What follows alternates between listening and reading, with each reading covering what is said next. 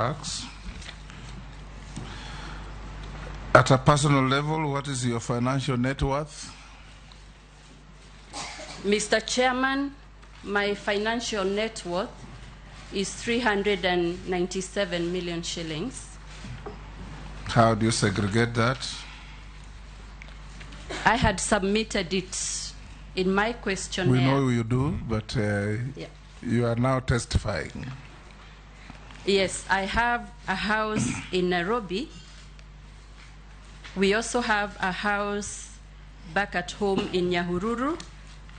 The rest are properties that we have acquired over the last 30 years. And what I have shown now... Say we. You mean... They are in joint property, yes. My husband and I. Okay.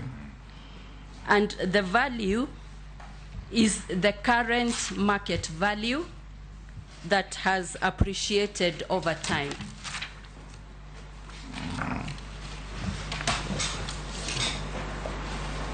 That's all? No cars, no nothing?